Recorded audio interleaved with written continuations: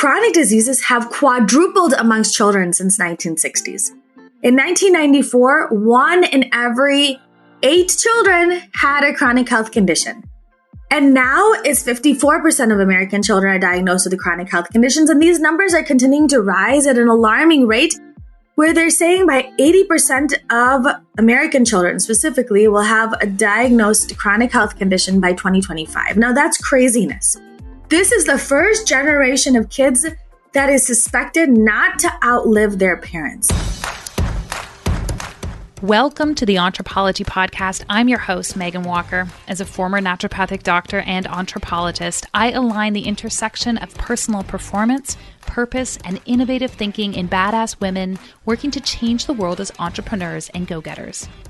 Anthropology is the study and science of what makes an entrepreneur think, feel, and perform in a path compelled by a vision for helping others, solving problems, while building a life on your own terms. Together, we are exploring the health, mindset, and strategies that distinguish the world's best entrepreneurs. This is the Anthropology Podcast. Welcome to episode 263 of the Anthropology Podcast. I am your host. I was going to say Dr. Meghan Walker. Well, kind of. Dr. Meghan Walker, inactive. There's so many things I have to put behind my name now that I'm not practicing. But nonetheless, I am here and I am hosting, and I am delighted to be leaning into an incredible conversation with one of the leading authorities in children's health, Dr. Madiha Saeed. And in our conversation today, we really go deep on the science behind how our decisions as parents and the choices we provide for our kids are influencing the brains and bodies of our children, how this generation of kids is predicted to have a shorter health span and lifespan than we are, and what are the empowering tools that we can put into place today to give children back their health. It was an amazing conversation. Dr. Saeed has an energy that, like, as soon as you hear her speak, you're going to have to turn down your volume. She has so much to say with such authority, with such a background in compelling and interesting science.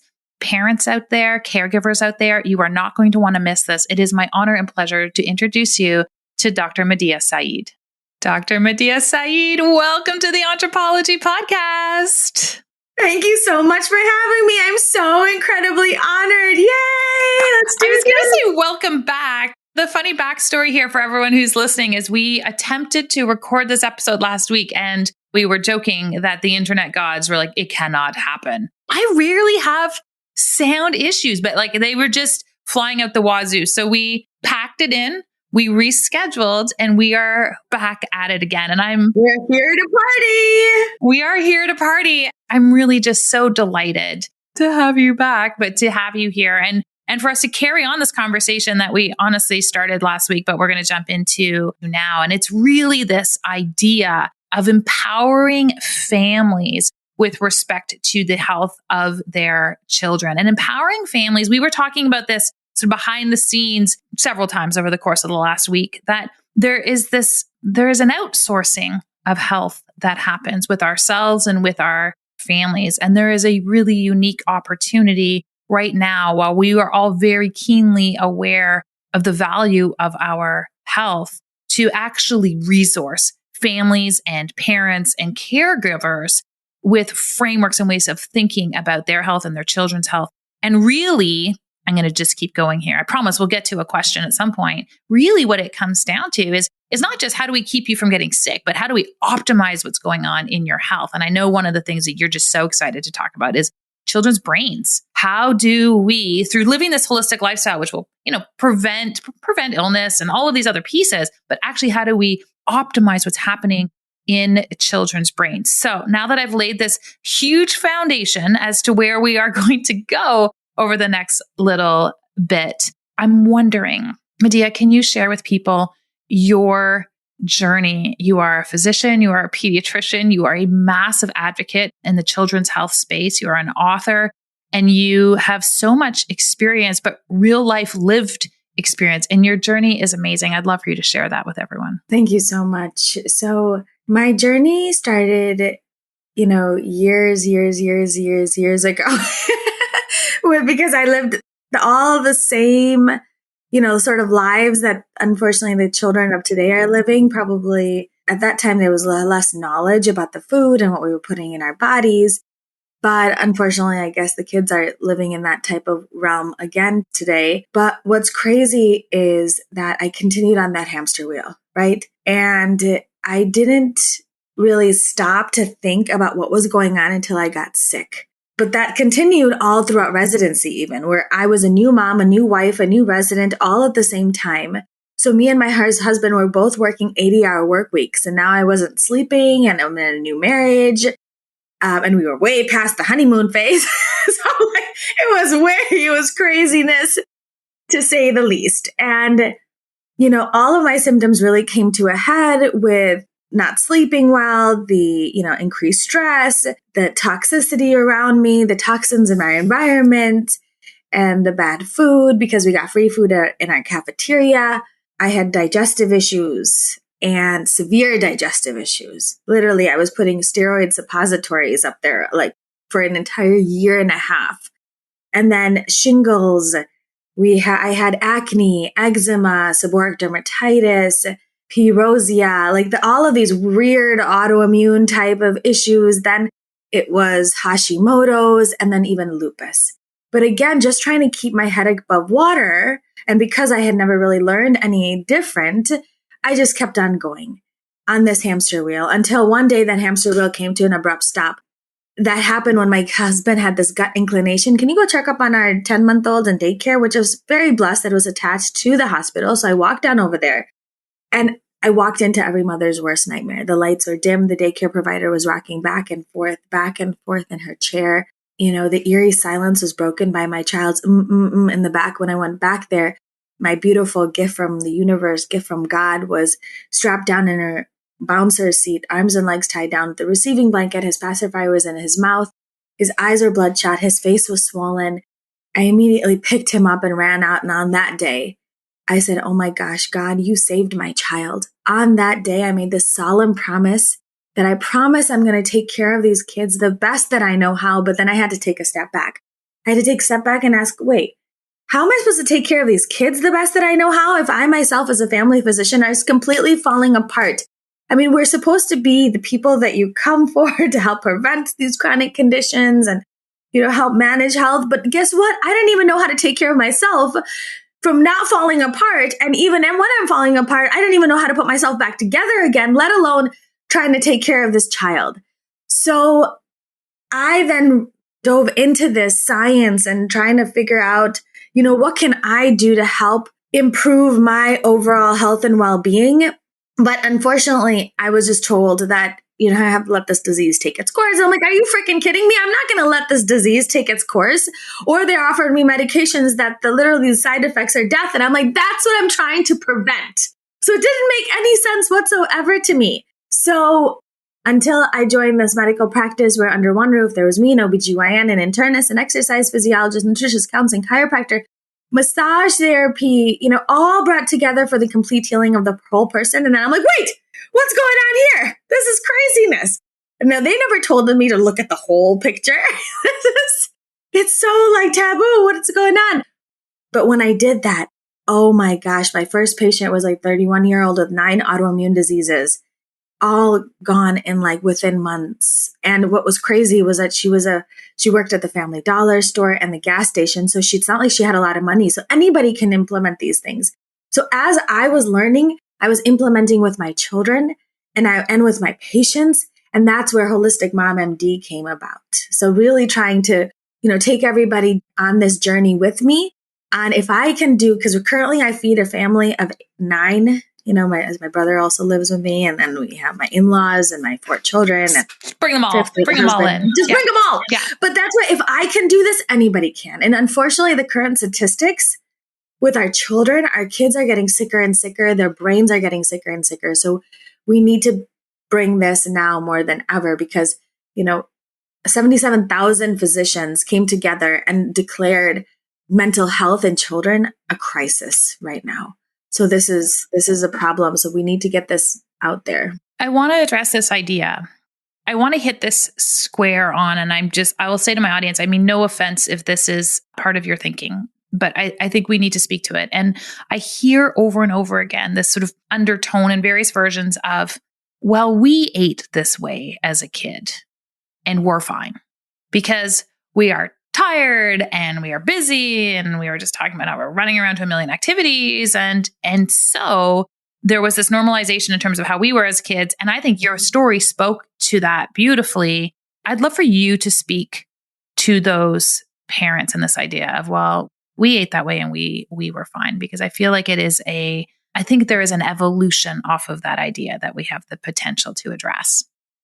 I mean, I hear this all the time, right? We did that. We're fine. We're okay. But look at the statistics. Let's just look at the statistics. Chronic diseases have quadrupled amongst children since 1960s.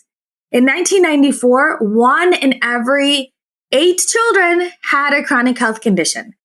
And now it's 54% of American children are diagnosed with chronic health conditions. And these numbers are continuing to rise at an alarming rate, where they're saying by 80% of American children specifically will have a diagnosed chronic health condition by 2025. Now that's craziness. You know, our kids are not just getting sicker, they're getting bigger. As childhood obesity continues to climb, where obesity rates have doubled in like more than 70 countries since 1980s and tripled in children. Tripled. I mean, just within the within the pandemic, you know, they reported that diabetes has even doubled in children. So unfortunately today, this is the first generation of kids that is suspected not to outlive their parents, as kids are living shorter and sicker lives. And that's not just they're getting bigger, they're getting sicker, but what about their brains? They're just not making the right decisions. 1 in every 6 American children have at least one neurodevelopmental disorder like autism, ADHD, dyslexia, specific learning disorders, communication, sensory processing disorders. ADHD has increased more than 167%, right? But then you're like, oh no, you know, that's just more. We're just diagnosing it more. Yeah, we're just diagnosing it better. Let me just tell you, there's more EpiPens in each classroom than ever before, right?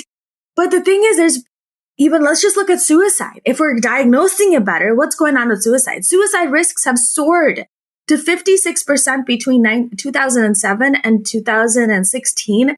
And now there's been actually a 20% increase rise of suicide. And that's despite a 400% increase rise in antidepressant prescriptions in the United States since the 1990s.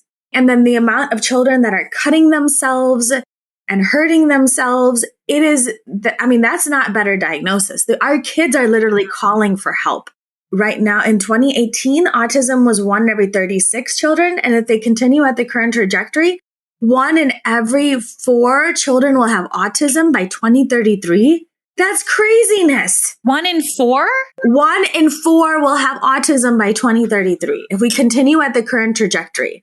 So yes, we could continue on the current, what we've been doing and thinking that we did that. So why not just continue? But we have to look at the statistics that unfortunately our children are not living the same lives as we are. Right. You know, I didn't have social media until I didn't have a phone until I was married. Like seriously, for me, I was even, but like our kids are not living those lives. Like, well, how many kids do you see? Like me and you, I mean, I used to play outdoors all day long. How many kids do you see actually playing outdoors nowadays? Right. Unfortunately, this is not the same time as when we were growing up. I'm just going to throw in this thing for parents too, of this notion of we're okay. I don't actually think we are either. I mean, the number of patients in my practice who high functioning, but like 30% of the women in my practice were on antidepressants to manage depression or anxiety. The incidence of autoimmune conditions are through the roof. This is solid science. Everyone I know has a thyroid condition, but we could easily pull the trajectory of incidence of Hashimoto's and thyroid data, and it would corroborate my clear observation. We're not okay, and we are far from optimized. We've really moved this standard of health down to fine. And so what I really want to ask you is, as a physician, if the problem is as big as you are suggesting and the data suggests it is and can be, Why are people's doctors not talking to parents about this? We're not taught it, unfortunately. And if you just think about, each one of us physicians, I mean, fortunately not I, but most of us have, thousands, hundreds of thousands of dollars of loans on our backs. And then now you're put in a system where the only way that you can make money is by how many patients you see, not how many patients you heal. So why would we want to try to fix you if we need to see you to make money? My husband is a family physician here. He's a traditional family physician. And he has to see 110 patients a week for our paycheck not to go half. So in that paradigm, you're only allowed to really spend 15 minutes per patient. And when you spend 15 minutes per patient, it's a band-aid and seeing the next person versus really trying to figure out their underlying root cause. We as physicians know that chronic inflammation is the underlying root cause of all these chronic health conditions, but because of the fact that we don't have the time and the energy to really dive into this, if you have eczema, we give you an anti-inflammatory Band-Aid. If you have allergies, we give you an anti-inflammatory Band-Aid. So really, we just Band-Aid and get you out the door. And really, nobody has ever really dove into teaching us why. Why is our child sick? Why are we sick? Why are we suffering? Why are our children suffering? When we start to understand the why, there lies the hope. Unfortunately, we as physicians were never taught that. But it is really that simple to really understand that why, so we can help put our bodies back into balance and lower that chronic inflammation that we as physicians know that is one of the underlying root causes. But that's really driving disease and our children's brains and bodies not working and our brain and body not working. But there is a simple solution, but that's why we're not taught. Well, I joke with my husband all the time because he's always like, put less salt on your food.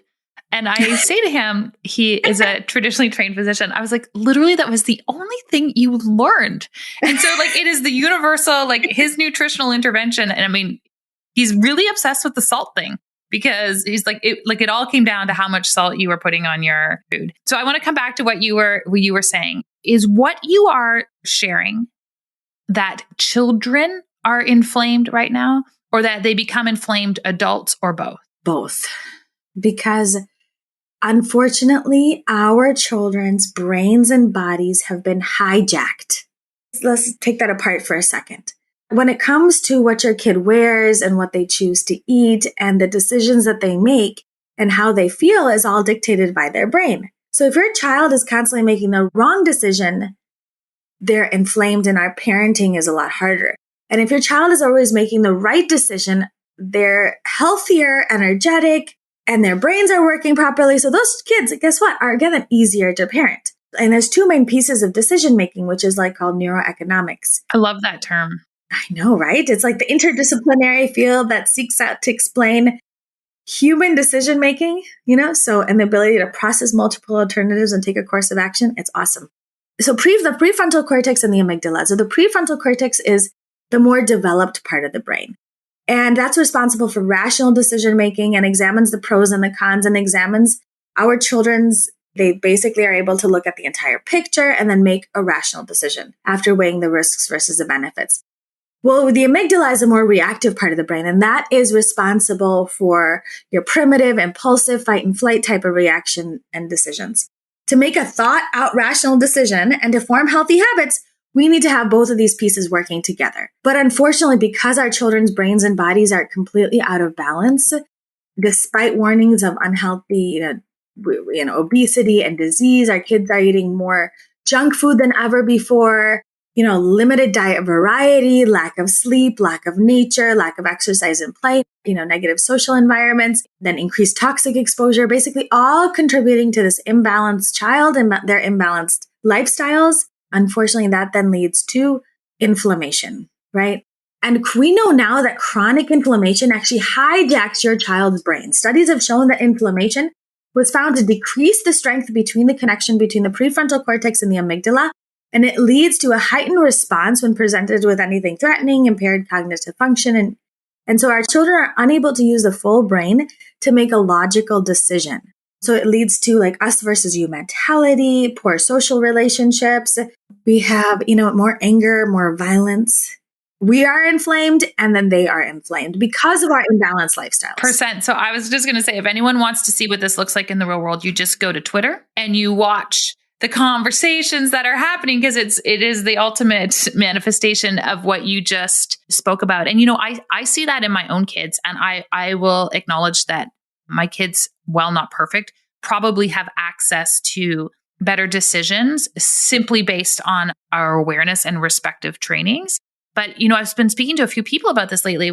The sympathetic dominance and this agitation, this nervous system agitation. I'm around kids a lot and I'm really, really noticing it. And I think that it's not just age related. I was like, I can't relate to this. Like this wasn't something or a sensation I had in my body when I was growing up.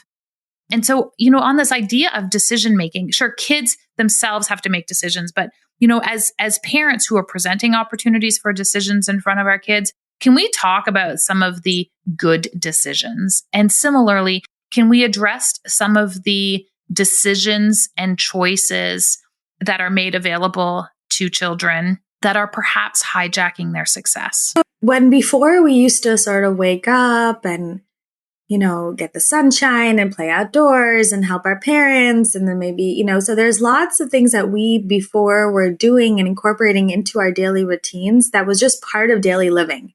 But unfortunately, because now it's the electronics and the negativity and the toxins and then now the increased variety of all this junk food that we're being presented to us. And because of the fact that, we as parents are not unfortunately educated about that, I grew up so I understand that where, it's the next new shiny object. Oh my gosh. Right. And these commercials are, being flooded in front of our kids' eyes. And they're like, now I want to try this cereal and now I want to try that and I want to try this.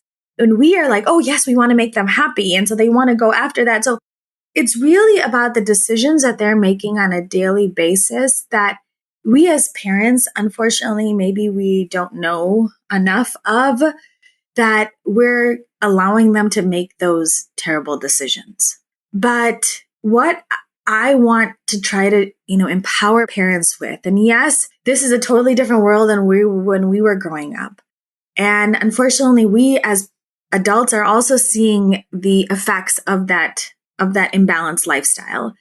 So our kids are also seeing that. So just because we're doing it and we're presented with these, like we can be on the computer as soon as we get up, as soon as you wake up, now everybody's checking their phone, and these are decisions that we as parents are presented with on a daily basis, but we're making the wrong decisions. And that's where, just like what we teach our kids to brush our teeth in the morning, just like we teach them after they go to the bathroom, wash their hands, these are simple things that we as parents teach our children.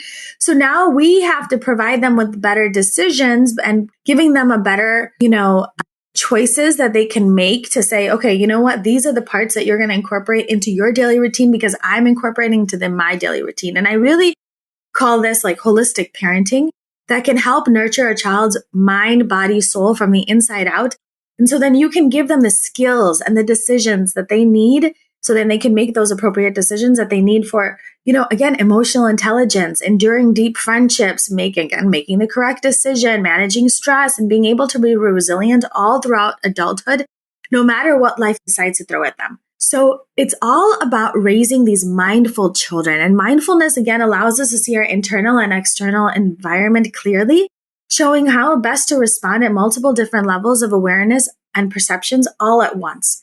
So it's all about educating and empowering the children to be mindful of their bodies, their, lives, their social lives, their other environments, emotions, learning to keep it all in balance, and then recognizing, what you feel like when you're in balance. And then when it starts to sway a little bit, you're able to recognize it. And now guess what? You've provided these children with those skills that they need to make those decisions on their own and how to put their bodies back into balance.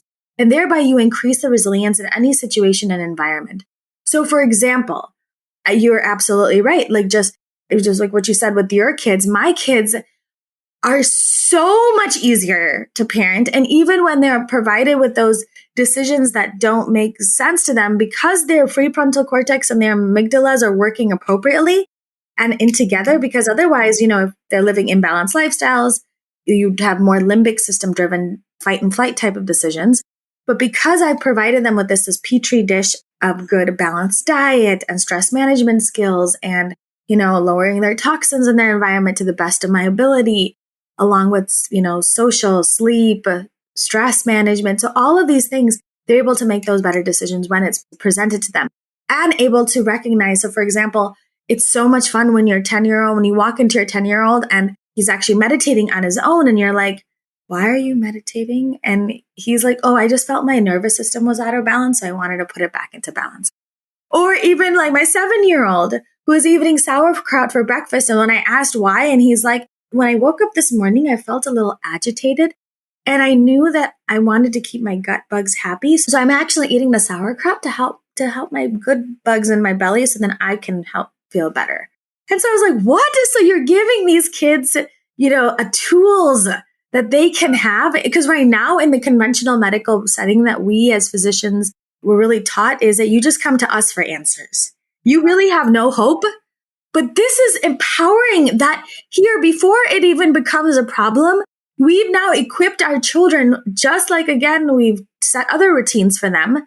We've now equipped them with these skills that they need to, before things even become a problem, they're able to recognize it and fix it. And that thereby it gives the kids the power to change and not taking the freedom away from them. So really they're in charge of their health. Just giving kids the language to describe alternative ways of management or management in general, I feel like is a huge gift in terms of resource. And we understand the influence of linguistics and language as it pertains to progress in societies, but the same thing happens within families when they have language to describe how they're feeling and different options to address it. It's actually extremely powerful. And as you were talking, one of the ideas that just sort of popped into my head is imagine the influence if we shifted language as parents from, I just want my kids to be happy to, I just want my kids to be healthy. Because if we just want our kids to be healthy, the happiness piece actually becomes a byproduct of a holistically healthy family and lifestyle. We don't have to provide happiness in the form of a cookie at Starbucks or a donut every time we walk by that bake shop.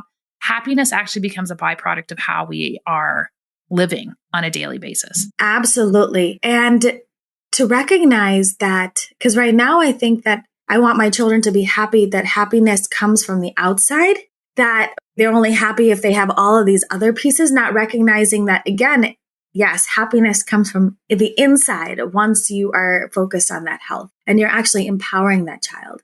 So for me, technically, I don't really work on my kids being happy.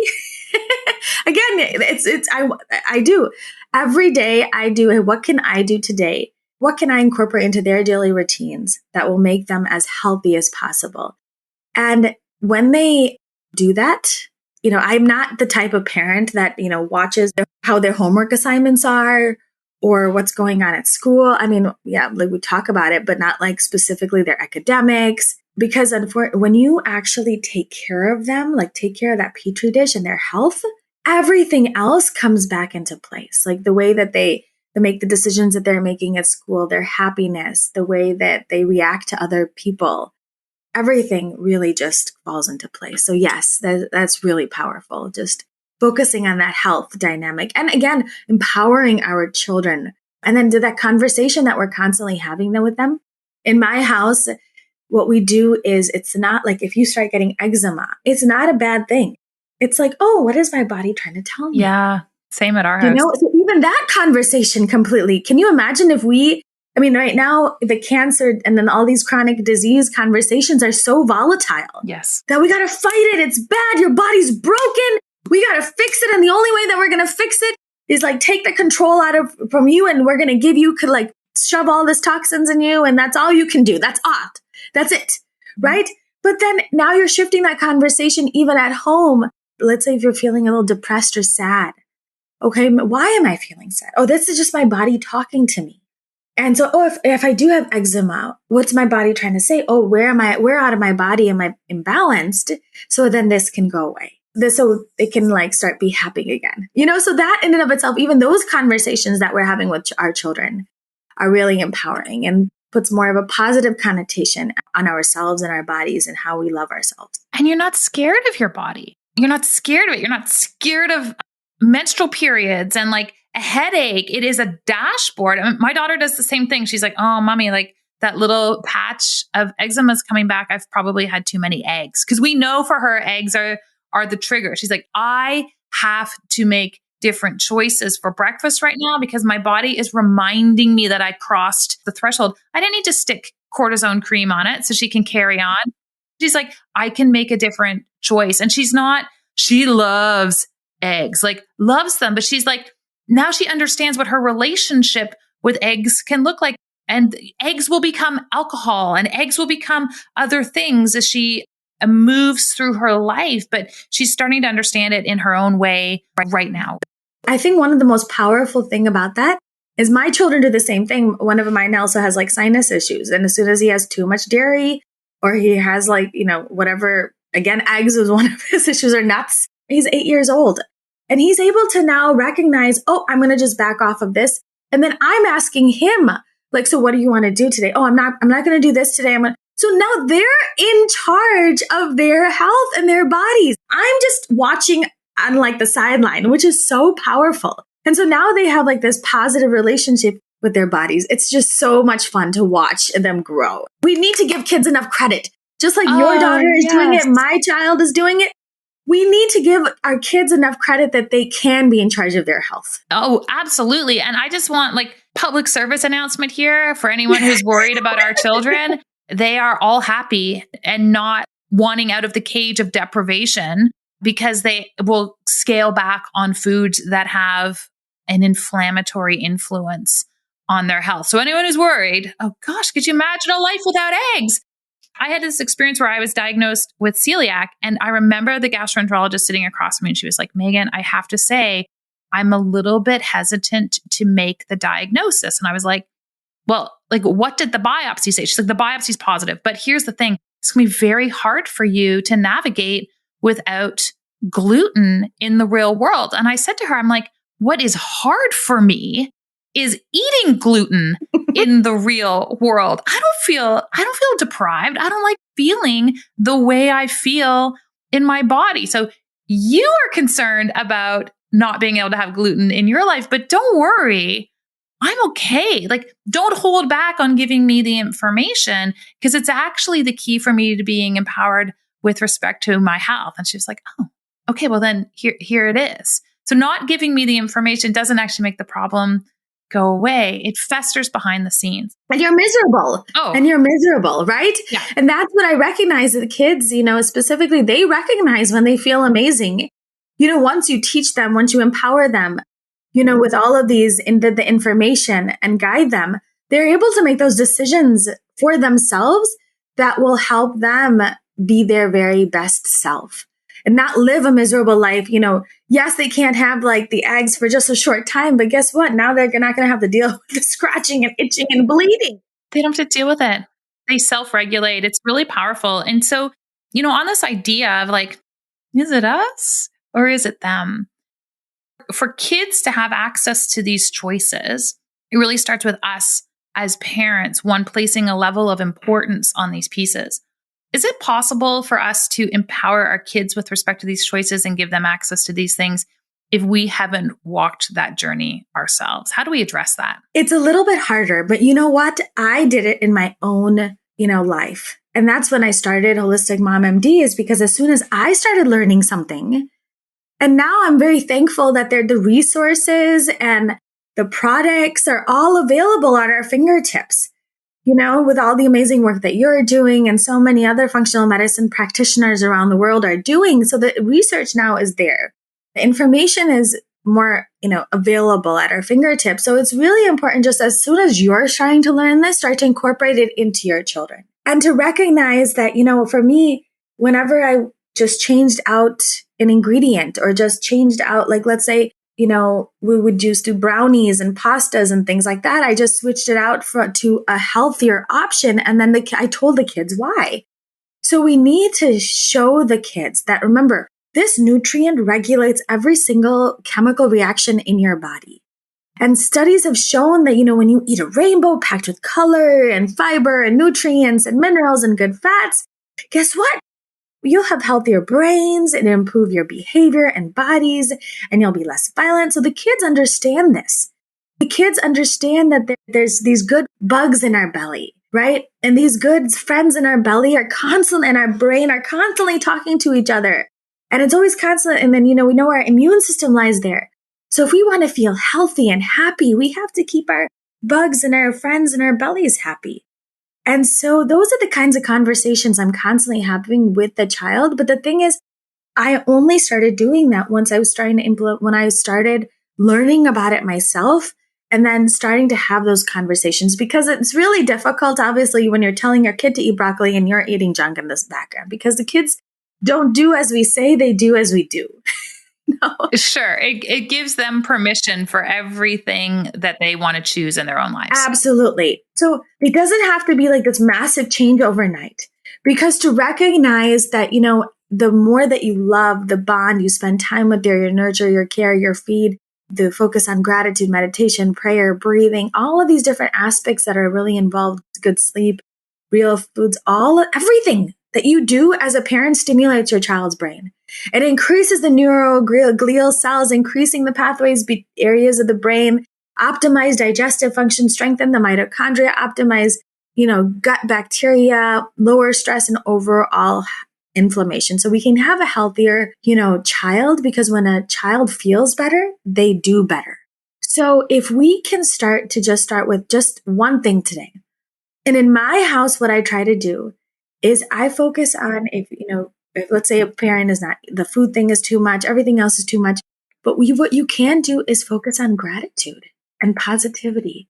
So immediately when you wake up in the morning, say 10 things that you're thankful for every day. And that I find is one of the most powerful things as a family physician that I was found to really strengthen the connection between the prefrontal cortex and the amygdala. Because right now our kids are growing up in a world of negativity. But science has proven that gratitude and optimism strengthen the connections between the amygdala and the prefrontal cortex, so improving overall health and well-being. Let's say you're a parent that's listening to this right now and he hasn't been doing anything. Yes, we have those resources. As soon as you start learning about it, start implementing it into your daily routine. But let's say you can't even, that's too much to try to learn, right? But start today with positivity and gratitude. Immediately when you wake up in the morning, say 10 things that you're thankful for, to start change that subconscious from, instead of thinking negative all the time, to thinking positive. And that is probably one of the most powerful pieces that you can do today for your children, no matter where you are in your journey. I love that. And what a beautiful place to transition the nature of our conversation. So I have these concepts, and I love to say they're rapid fire questions. And then every time I ask them now, I realize they're not that rapid, but the spirit and energy of it is rapid. And I call these impact metrics. And so, my first question for you is, we've had a fascinating 2 years that we have all moved through together, but have had different experiences associated with the pandemic. Mm-hmm. What has been one of the biggest lessons that has emerged for you through that time period? All of these things that we were putting, just the go, go, go, go, go mentality, none of that really ever mattered at the end, right? It's all about that love and connection and educating and empowering yourselves and your families that really did the most for all of us as a family unit. During this pandemic time, I wrote 5 books. Only 5? Only 5. We started a podcast together, the Holistic Kid Show podcast. Oh, I love that. We started, a lot of the children, we actually started writing children's books. Like, we did an entire children's book series, which we're continuing to do now. But I recognized that, before this, I was doing all of that on my own.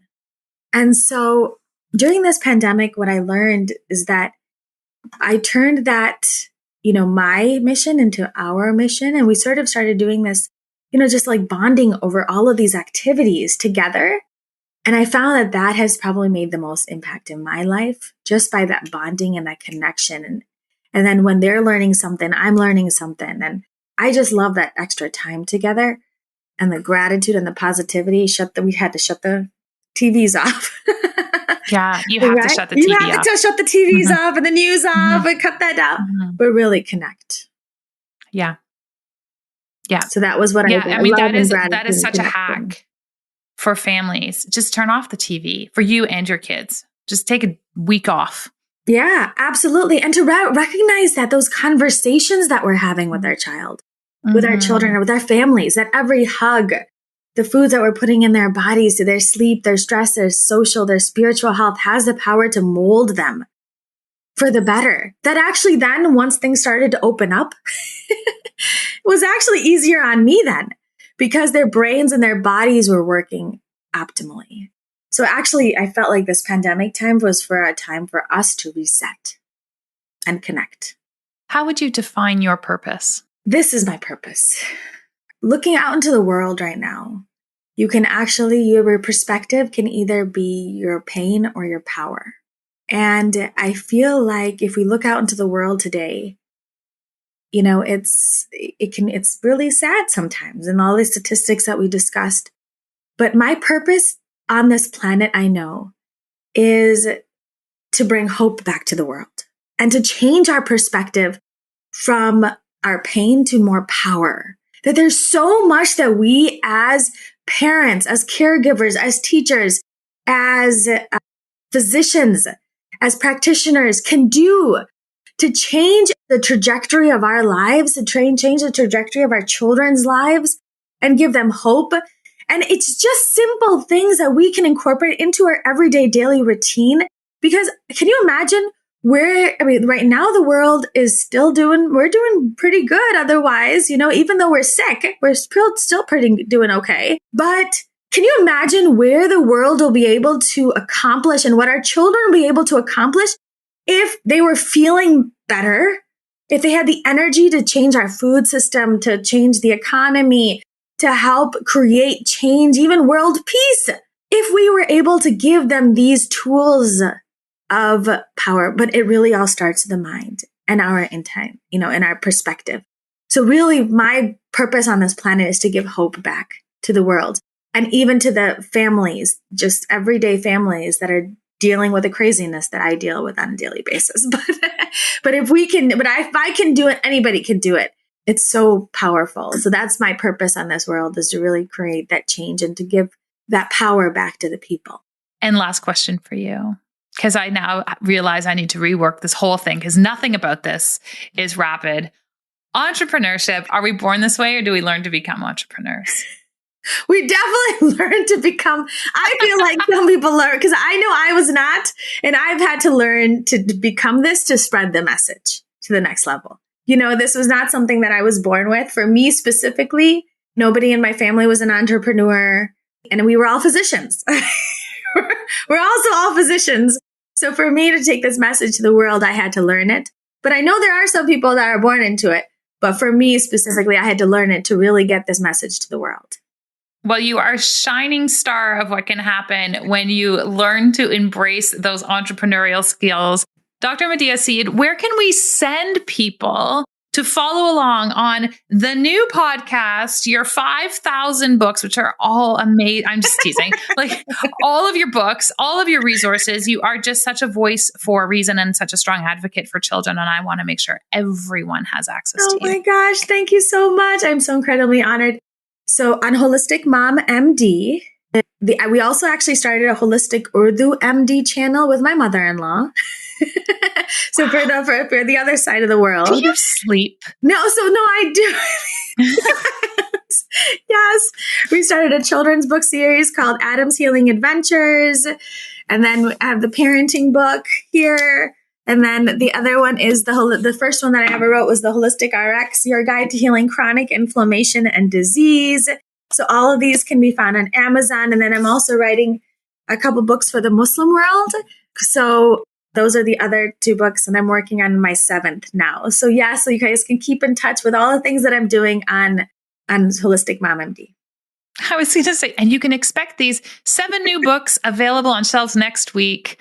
You are a force in the most powerful, beautiful way. We're going to make sure that everyone is hooked up with access to Dr. Saeed through our show notes. You can find those at meghanwalker.com/podcast. My friend, always a pleasure. Thank you so much for being here with me today. Thank you so much. I'm so incredibly honored. Thank you for all the work you do. Wasn't she amazing? So much to be said on the topic of children's brains and children's health, and what an incredible resource for us all to have access to. I'm super excited to check out the Holistic Kids podcast. It's hosted by her children. She's got some incredible experts on there, making health really accessible for our kids. If you enjoyed today's episode, I would love for you to help share the love. Hit forward and share the conversation with any of your fellow parents who share that interest and that compassion for giving kids healthy choices. And if you feel inclined, it is so helpful if you are able to share a review wherever you happened to catch this episode. Until next week, I'm Meghan Walker, and I'm wishing you an impactful week ahead.